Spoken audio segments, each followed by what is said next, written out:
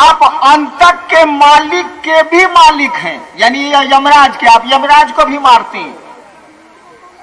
अंतक के भी आप कांत हैं, माने यमराज के भी आप स्वामी हैं, और अगर उसके ऊपर भी कोई स्वामी होता होगा तो आप ही हैं।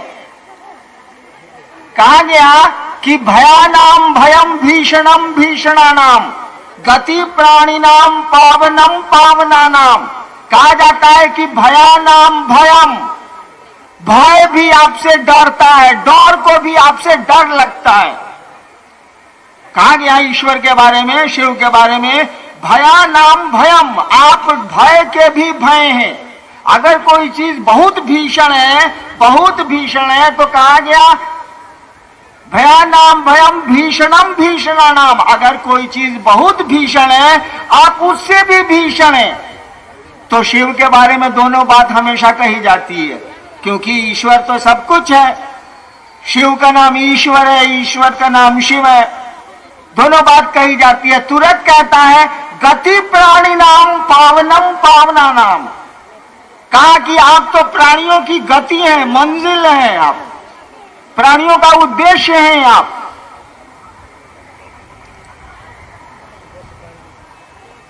यानी महेश्वर शब्द का अर्थ होता है कंट्रोलर, नियंत्रक, महानियंत्रक, और कोई अर्थ नहीं।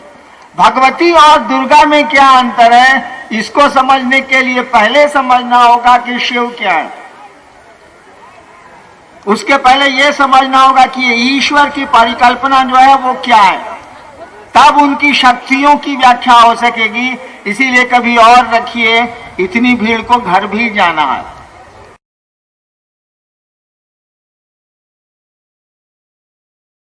परमात्मा की इच्छा से पूरी की पूरी सृष्टि बनी है। शिव ने चाहा है और पूरी की पूरी सृष्टि उत्पन्न हुई है और पल प्रतिपल टूट रही है। उसकी इच्छा में बड़ी ताकत है, हमारे आपकी इच्छा में भी ताकत है। उसकी इच्छा में बड़ी ताकत है, वो इच्छा करता है और सृष्टि की उत्पत्ति, स्थिति और लय का क्रम पल प्रतिपल चल रहा है। यानी शक्तियां उस शिव की इच्छा है और उसकी इच्छा में इतनी ताकत है कि सृष्टि का क्रम चल रहा है, उत्पन्न हो रही है, रह रही है और टूट रही है।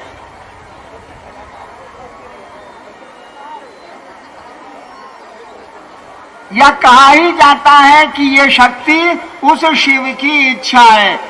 बड़ा छोटा तो खुद समझ लीजिए, जो शिव की इच्छा है तो शिव ही उसके नियंता होंगे ना, दूसरा कोई कैसे हो सकता है, ईश्वर ही होगा ना।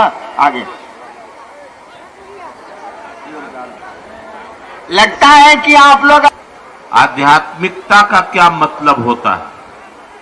एक सवाल आया है कि आध्यात्म का क्या मतलब होता है, आध्यात्मिकता का क्या मतलब होता है। सुन लीजिए इस सवाल को, घर को चले जाइएगा। एक आदमी ने 20 तरह के दिए सजाए हैं। एक आदमी ने 20 तरह का दिया सजाया है।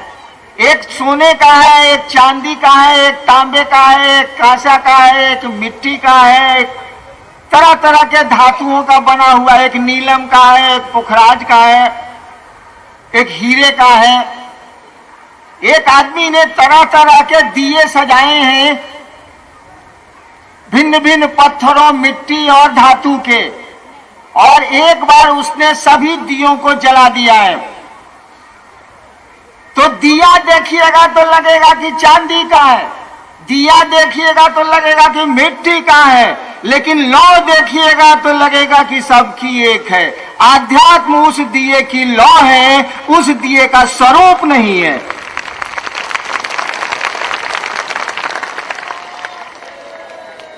समझ रहे हैं ना? आध्यात्म क्या है? भिन्न भिन्न आदमी नजर आ रहे हैं, लाखों करोड़ों, दुनिया की आबादी 6.5 अरब है। 6.5 अरब भिन्न भिन्न लोग नजर आ रहे हैं। किसी के अंगूठे का निशान नहीं मिलता है एक दूसरे से। कहा कि इसके भीतर जो ज्योति जल रही है, इसके भीतर जो ऊर्जा काम कर रही है, इसके भीतर जो प्राण काम कर रहा है, अरे उस पे नजर डालो, वो सब में एक ही है। दिए का धातु अलग हो सकता है, दिए का स्वरूप अलग हो सकता है, रंगीन और मटमैला हो सकता है, दिए में जलने वाली लौ तो एक ही है। कहा यही आध्यात्म है और कुछ नहीं।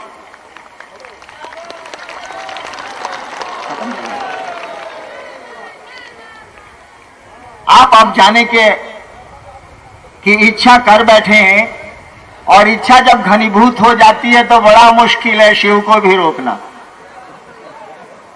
देखिए, एक बात मैं आपसे कहना चाहता हूं, सुनिए। ऐसी हड़बड़ी कुछ नहीं है। मैं 14 साल तक रात के 11 बजे श्मशान में जाता था और सुबह 3 बजे लौटता था, और ऐसा भी नहीं था कि मेरे घर में गाड़ी नहीं थी, पैसे नहीं थे और व्यवस्था नहीं थी। 11 बजे रात में मैं डेरे से निकलता था, एक एसडीओ का बेटा था मैं, और निकलता कैसे था? चुपचाप बाथरूम से निकलता था और छिटकिनी को गिरा के रखता था, बाहर से दरवाजा खींच लेता था, छिटकिनी सीमेंट में गिर जाती थी, रूम बंद हो जाता था।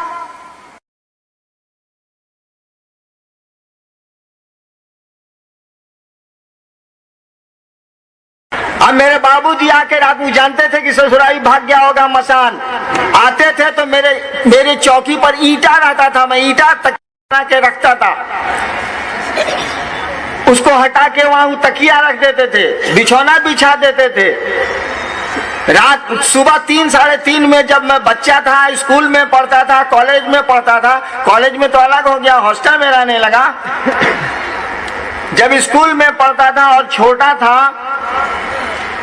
तो 11 बजे रात में चुपचाप उस जान लीजिए स्मशान में टॉर्च नहीं ले जा सकते, वहां कंबल लेके नहीं जा सकते, मिट्टी पर बैठिएगा तो मिट्टी के भीतर से कीड़वा काटेगा साला। अब डर लगता है, ऐसा थोड़े है कि आप आदमी हैं हम आदमी नहीं है, कुकुर है, डर तो हमको भी लगता है। तब जाते थे और 3 बजे भोरे लौटते थे, मिला कुछ नहीं। 14 साल के बाद महादेव गुरु हो गए तो सब मिल गया।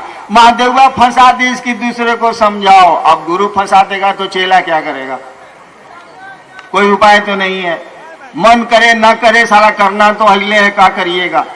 देखिए, औरंगाबाद के जसोइया मैदान में ये शिव गुरु महोत्सव, आप इतनी दूर से परेशानियों में और कष्ट उठा के चले आए हैं भी कष्ट उठा के, अभी लौटना भी है, रात बाकी है। मुझको सौभाग्य मिला, आपने मुझको इस शिव महोत्सव में, शिव गुरु चर्चा में बुलाया, मेरा अहोभाग्य। मैंने कहा नहीं, कल रात 2 बजे इधर से गुजर रहा था, मन में आया कि इस मिट्टी को प्रणाम करूं कि ये मिट्टी धन्य है जहां शिव गुरु की चर्चा होने वाली है। और ये मैं बात नहीं बना रहा, मैं महादेव का चेला हूं, बात नहीं बनाता, जितना बुझाएगा जितना करता हूं उतना बोलता हूं, डपोर संखी नहीं हूं मैं। और मैं महादेव की सौगंध खा के बोल रहा हूं कि मेरे मन में ये भाव आया था कि उतर के इस मिट्टी को प्रणाम करते हैं। कैसी ये मिट्टी है जहां शिव गुरु चर्चा का आयोजन हुआ है, मामूली बात थोड़े ही है। जिंदगी भर हम लोग धरती का चिंतन करते हैं, कोई क्षण मिल गया, कोई घंटा मिल गया, कुछ समय मिल गया शिव की चर्चा करने का, शिव गुरु की बात कहने का, सुनने और सुनाने का। अरे क्या बात करते हैं, हमारा आपका तो सौभाग्य है ही, इस मिट्टी का सौभाग्य है, इस औरंगाबाद का सौभाग्य है। कुछ सोचिए तो जरा, शिव गुरु की चर्चा हो रही है और इतने सारे लोग इकट्ठे हैं, नजर डालिए तो आदमी ही आदमी नजर आता। मैं आपको तो कुछ लौटा नहीं सकता, कुछ दे नहीं सकता, लेकिन महादेव का चेला हूं। शिव मेरे गुरु हैं, शिव का मैं शिष्य हूं। जहां तक लोग दिख रहे हैं और मेरी आवाज जा रही है, उन सारे लोगों के सुखमय शिवमय जीवन की मैं कामना करता हूं। उनका जीवन सुखमय हो, शिवमय हो। और महादेव का चेला हूं तो जब तक चेला हूं कुछ परवा तो बोले नु हो। अरे जबले हम दरोगा बानी, हटा दिहन तो हटा दिहन, जले बानी वो दिन तक तो हुक्बे नु करे। तो जब मैं महादेव का चेला हूं तो चेला के रूप में छोटको मोटको तो परवा होगा ही। जब तक चेला है बस हटा देंगे, महादेव हटा देंगे तो घरे चले जाएंगे, अभी तक नहीं हटाए। तो शिव के शिष्य के रूप में अनाधिकार आपको ये आशीर्वाद देता हूं कि आप शिव के सचमुच शिष्य होइए। आपकी बोली में इतना आकर्षण हो, इतना प्रभाव हो कि संसार का एक एक आदमी उस शिव से सचमुच में जुड़ जाए शिष्य के रूप में। इस आशीर्वाद के साथ, अपने गुरु से इस प्रार्थना के साथ मैं आप सबों के चरणों में अपना प्रणाम निवेदित करता हूं। आप मेरा प्रणाम स्वीकार करिए।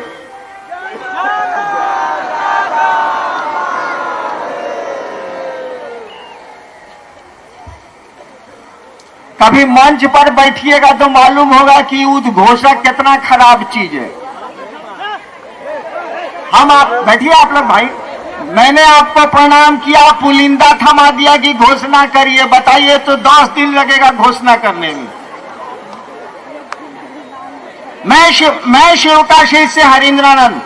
जिन लोगों ने शिव को गुरु मानने के लिए अपना नाम मंच पे भेजा है अथवा नहीं भेजा है लेकिन सोचा है कि शिव को वो अब गुरु अपना बनाएंगे, मानेंगे, उन सारे माँ बहनों भाई बच्चों सबका नाम मैं अंतरिक्ष में प्रेषित करता हूं और अंतरिक्ष से यह अनुरोध करता हूं, अंतरिक्ष को यह सूचना देता हूं कि शिव को गुरु मानने वालों के की सूची में इन सबों का नाम वो दर्ज करे।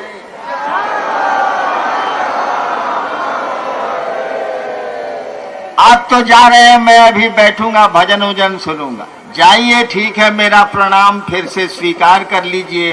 अपना आशीर्वाद मुझको देते जाइए। जी, अमिताभ जी भाई हैं। जैसा कि हम तक सूचना आई, साहब जो कहते हैं सो कीजिए, जो करते हैं यानी पूजा पाठ उसके पीछे मत जाइए।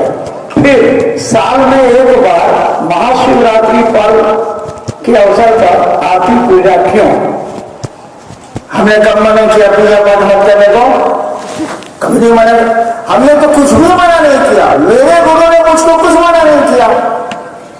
मेरे साथ लाचारी है, इसको समझिए। आप लोग नहीं समझते हैं। आप लोग, मेरे गुरु ने मुझको जो सिखलाया, महादेव ने, आपने शिव को गुरु माना है, मैं उतना ही बोल सकता हूं जितना मेरे गुरु ने मुझको कहा है।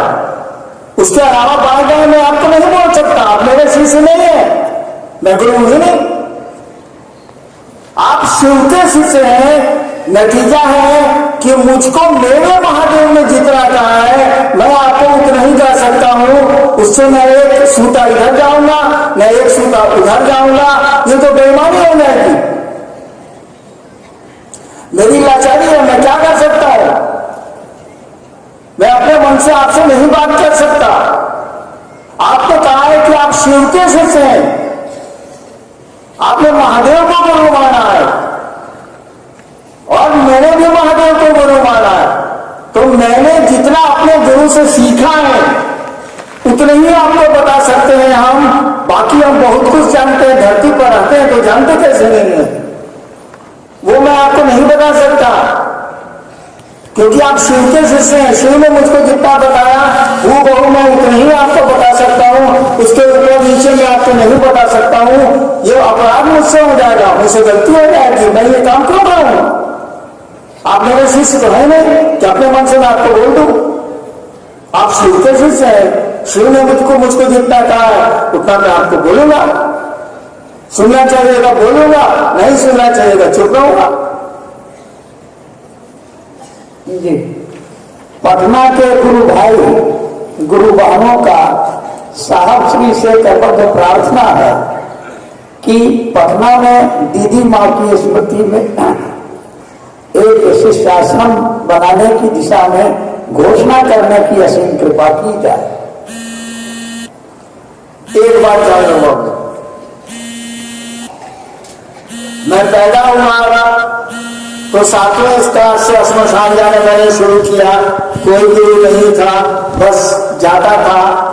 कॉलेज तक मैं गया हूं, पटना स्कूल में लॉ में था, मैं 74 तक में गया हूँ। शिव 74 में मेरे गुरु हुए हैं। उसके बाद मैंने स्मशान जाना छोड़ दिया, पुरानी सभी साधनाएं छोड़ दी। मेरा तर्क ही था कि गुरु बदल लिया तो अब पुराने गुरुओं का पढ़ा हुआ मैं कुछ नहीं करूंगा।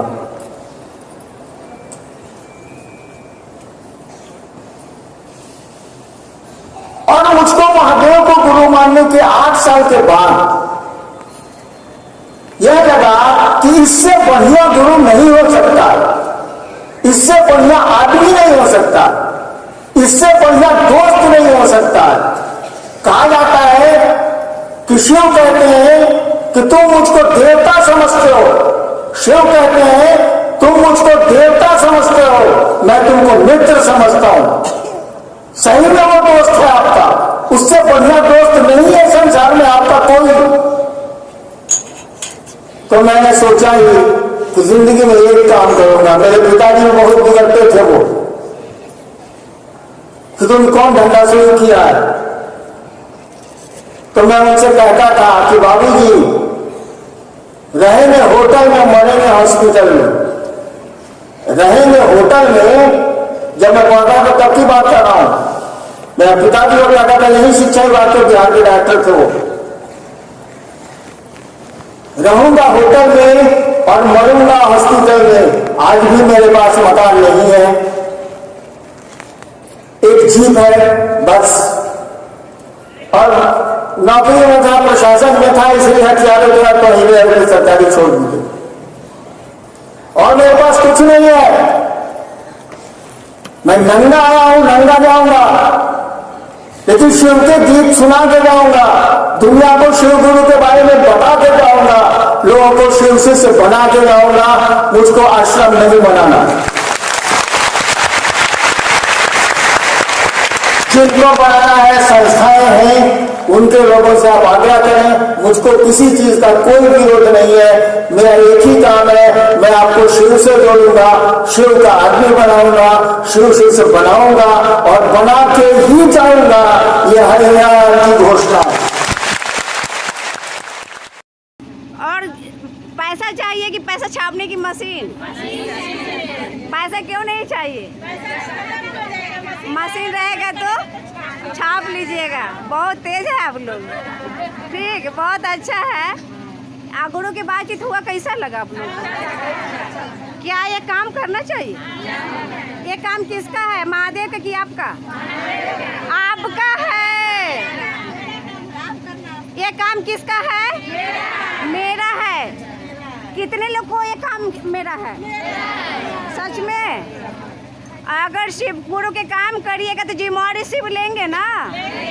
सच में लेंगे, वो लेते हैं। तो गुरु हमको जीवन में चाहिएगा, तो गुरु जीवन में होंगे तो संपत्ति का कोई वैल्यू नहीं है। असली हमारा शिव जीवन में हो गया तो क्या चाहिए? महादेव चाहिए। ठीक है, तो आप लोग को ये काम करिए, साथ चाहिए तो हम लोग देंगे। शिव साहब बोले हैं कि शिव के गन जब चलता है ना, तो उससे जो शिव के उससे जो काम करने चलते हैं शिव गुरु का, तो उनका शिव के गन आपको पीछे पीछे चलने लगता है साथ देने के लिए। तो ये काम किसका है? आप नहीं ना बोलिएगा ये काम महादेव का है। नहीं, ये काम किसका है? मेरा है। जब शिव गुरु मेरा, तो ये काम तो मेरा है ना। जब शिव को अपना समझिएगा ना, तो ये काम ही अपना लगने लगेगा। अब समझे नहीं है कि शिव मेरे थे काम वो लगता है कि महादेव का है। अरे महादेव मेरे थे काम मेरा। पति आपका तो पति काम किसका? मेरा। बेटा मेरा तो बेटा का काम किसका? मेरा। तो शिव मेरे तो शिव गुरु का काम किसका? मेरा। मेरा है, मेरा है। साहब क्यों बोले कि लोगों को शिव को छोड़, मेरे शिव को देख। मेरे में अधिकार होता है, मेरे में पावर होता है, मेरे में बल होता है, और मेरे में जो होता है आग लगाने की शब्द है। साहब बोले कि क्यों कहा गया कि हे शिव आप मेरे गुरु हैं? साहब क्यों नहीं बताया कि हे शिव आपके बेटा के गुरु है? नहीं, वहाँ अल्लीवन क्या कहिए कि हे शिव आप मेरे गुरु हैं, और उस बेटा को भी बताइए कि वो भी कहे कि शिव मेरे गुरु हैं, पति भी कहे कि शिव मेरे गुरु हैं। ठीक, सब लोग बोलिए हे शिव, आप मेरे गुरु हैं, मैं आपका शिष्य हूँ, मुझ इस पर दया कर दीजिए। हे शिव आप मेरे गुरु हैं, मैं आपका शिष्य हूँ, मुझ इस पर दया कर दीजिए। नमः शिवाय, नमः शिवाय, नमः शिवाय, नमः शिवाय। घर के मालिक कौन? आपका गुरु कौन? आपका घर के मुखिया कौन है? एक चीज बताइए, आप मुखिया बनिएगा, आप मालकिन बनिएगा, घर बिखर जाएगा, और महादेव को मुखिया मालिक गुरु बनाइएगा, घर निखर जाएगा। तो इसलिए जहाँ जहाँ शिव मुखिया है वो घर ऑटोमेटिक स्वर्ग है, जहाँ शिव है वहाँ स्वर्ग है। ठीक, अच्छा लगा? इसी तरह गुरु काम करिए, बढ़ाइए, साथ चाहिएगा तो फ़ोन करिए, हम लोग जरूर आएंगे। सभी को प्रणाम, मेरी प्रणाम स्वीकार हो।